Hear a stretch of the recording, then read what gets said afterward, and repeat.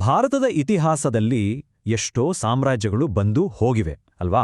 ಆದರೆ ಕೆಲವು ಸಾಮ್ರಾಜ್ಯಗಳು ಮಾತ್ರ ತಮ್ಮ ಛಾಪನ್ನು ಅಳಿಸಲಾಗದ ಹಾಗೆ ಬಿಟ್ಟು ಹೋಗಿರ್ತವೆ.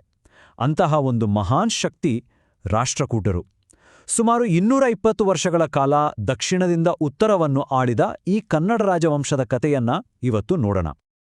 ನೋಡಿ, ಇತಿಹಾಸಕಾರರು ಇವರನ್ನ ಸುಮ್ಮನೆ ಹೀಗೆ ಕರೆಯೋದಿಲ್ಲ. ಪ್ರಾಚೀನ ಮಧ್ಯಕಾಲೀನ ಭಾರತದ ಸಾಮ್ರಾಜ್ಯಶಾಹಿ ಶಕ್ತಿ ಅಂತ. ಈ ಒಂದು ವಾಕ್ಯದಲ್ಲೇ ಅವರ ಪ್ರಭಾವ ಎಷ್ಟಿತ್ತು ಅಂತ ಗೊತ್ತಾಗತ್ತೆ. ಅವರು ಕೇವಲ ದಕ್ಷಿಣಕ್ಕೆ ಸೀಮಿತವಾಗಿರಲಿಲ್ಲ, ಇಡೀ ಉಪಖಂಡದ ರಾಜಕೀಯದ ಮೇಲೆ ತಮ್ಮ ಹಿಡಿತ ಸಾಧಿಸಿದವರು. ಆದರೆ ಇಲ್ಲಿರೋ ಅತಿದೊಡ್ಡ ಪ್ರಶ್ನೆ ಏನು ಗೊತ್ತಾ? ದಕ್ಷಿಣದಲ್ಲಿ ಹುಟ್ಟಿದ ಒಂದು ಕನ್ನಡ ರಾಜವಂಶ ವಿಂಧ್ಯ ಪರ್ವತಗಳನ್ನು ದಾಟಿ ಗಂಗಾ ನದಿಯ ತೀರದವರೆಗೂ ತಮ್ಮ ಅಧಿಕಾರವನ್ನ ಹೇಗೆ ವಿಸ್ತರಿಸಿತು? ಬನ್ನಿ, ಈ ರಾಜಕೀಯ ಒಗಟನ್ನು ಬಿಡಿಸೋಣ. ಹಾಗಾದ್ರೆ ಮೊದಲು ಈ ರಾಷ್ಟ್ರಕೂಟರು ಅಂದ್ರೆ ಯಾರು? ಅವರ ಮೂಲ ಯಾವುದು? ಈ ಪ್ರಶ್ನೆಯಿಂದಲೇ ನಮ್ಮ ಪಯಣ ಶುರುವಾಗುತ್ತೆ. ಯಾಕಂದ್ರೆ ಅವರ ಮೂಲದ ಬಗ್ಗೆನೇ ಒಂದು ಇಂಟ್ರೆಸ್ಟಿಂಗ್ ಚರ್ಚೆ ಇದೆ. ಅವರ ಮೂಲದ ಬಗ್ಗೆ ಹಲವು ವಾದಗಳಿವೆ. ಕೆಲವರು ಇವರು ಮರಾಠರು ಅಂತಾರೆ, ಮತ್ತೆ ಕೆಲವರು ಉತ್ತರ ಭಾರತದವರು ಅಂತಾರೆ.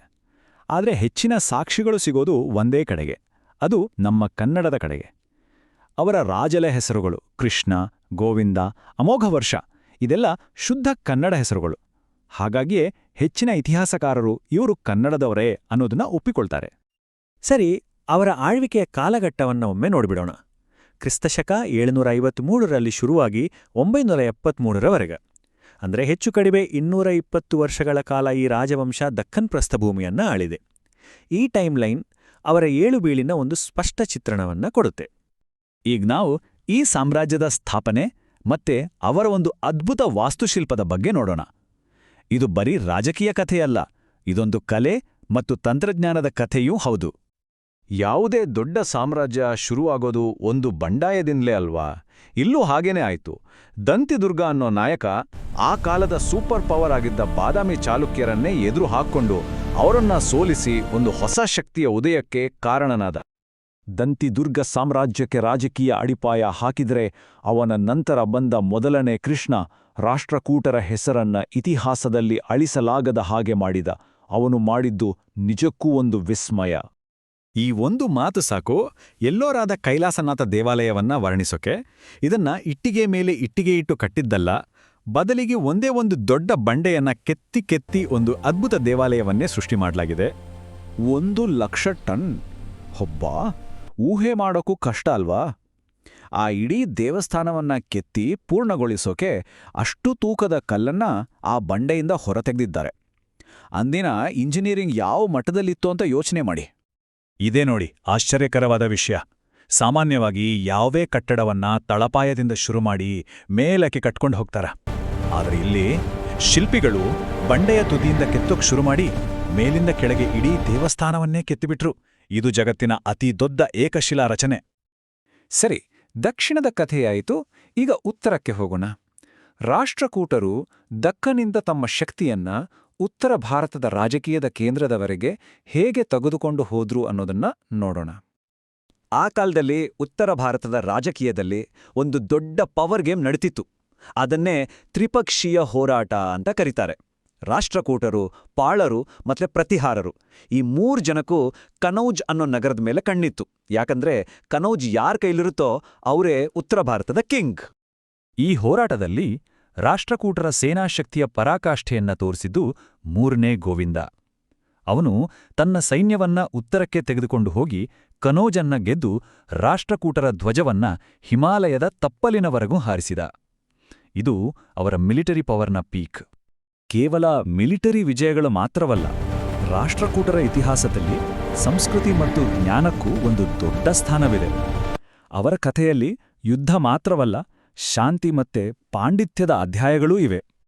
ಈಗ ಬರೋದು ರಾಷ್ಟ್ರಕೂಟರ ಅತಿ ಪ್ರಸಿದ್ಧ ದೊರೆ ಅಮೋಘವರ್ಷ 1. ಇತಿಹಾಸಕಾರರು ಅವನನ್ನ ಚಕ್ರವರ್ತಿ ಅಶೋಕನಿಗೆ ಹೋಲಿಸ್ತಾರೆ. ಯಾಕಂದ್ರೆ ಅಶೋಕನ ಹಾಗೆ ಇವನು ಕೂಡ ಯುದ್ಧಕ್ಕಿಂತ ಹೆಚ್ಚಾಗಿ ಶಾಂತಿ, ಸಾಹಿತ್ಯ ಮತ್ತೆ ಧರ್ಮಕ್ಕೆ ಪ್ರಾಮುಖ್ಯತೆ ಕೊಟ್ಟ. ಅವನ ಆಳ್ವಿಕೆಯನ್ನ ರಾಷ್ಟ್ರಕೂಟರ ಸಾಂಸ್ಕೃತಿಕ ಸುವರ್ಣಯುಗ ಅಂತಾನೆ ಕರೀಬಹುದು. ಸುಮಾರು 64 ವರ್ಷ ಆಳಿದ ಈತ ಕನ್ನಡದ ಮೊದಲ ಲಭ್ಯ ಕೃತಿಯಾದ ಕವಿರಾಜ ಮಾರ್ಗಕ್ಕೆ ಕಾರಣನಾದ. ಅವನು ಯುದ್ಧವನ್ನ ಬದಿಗಿಟ್ಟು ಜ್ಞಾನ ಮತ್ತೆ ಕಲೆಗೆ ರಾಜಾಶ್ರಯ ನೀಡಿದ್ನು. ಇಲ್ಲಿ ನೋಡಿ, ಒಂದೇ ಸಾಮ್ರಾಜ್ಯದ ಎರಡು ವಿಭಿನ್ನ ಮುಖಗಳು. ಒಂದು ಕಡೆ ಮೂರನೇ ಗೋವಿಂದನ ಕತ್ತಿಯ ಬಲ, ಮತ್ತೊಂದು ಕಡೆ ಅಮೋಘವರ್ಷನ ಲೇಖನೆಯ ಬಲ.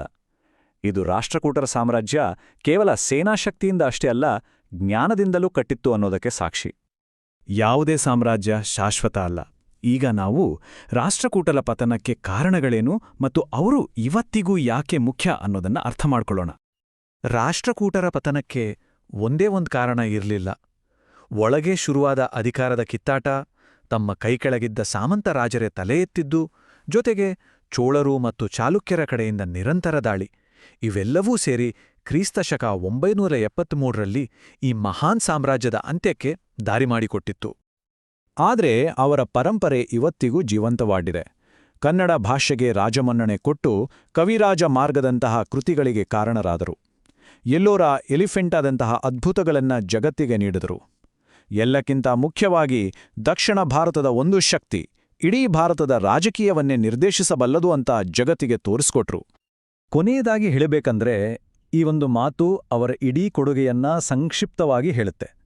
ಅವರು ಕೇವಲ ಒಂದು ರಾಜಕೀಯ ಶಕ್ತಿಯಾಗಿರಲಿಲ್ಲ, ಅವರು ಕನ್ನಡ ಭಾಷೆ, ಸಾಹಿತ್ಯ ಮತ್ತು ಸಂಸ್ಕೃತಿಯನ್ನ ಪೋಷಿಸಿ ಬೆಳೆಸಿದ ಒಂದು ರಾಜಕೀಯ ಶಕ್ತಿಯಾಗಿದ್ರು. ಕೊನೆಗೆ ಒಂದು ಪ್ರಶ್ನೆಯೊಂದಿಗೆ ಇದನ್ನು ಮುಗಿಸೋಣ. ಒಂದು ವೇಳೆ ರಾಷ್ಟ್ರಕೂಟರು ಉತ್ತರ ಭಾರತದಲ್ಲಿ ತಮ್ಮ ಹಿಡಿತವನ್ನ ಶಾಶ್ವತವಾಗಿ ಸ್ಥಾಪಿಸಿದ್ದರೆ ಭಾರತದ ಇತಿಹಾಸದ ದಾರಿನೇ ಬೇರೆ ಇರ್ತಿತ್ತೇನೋ?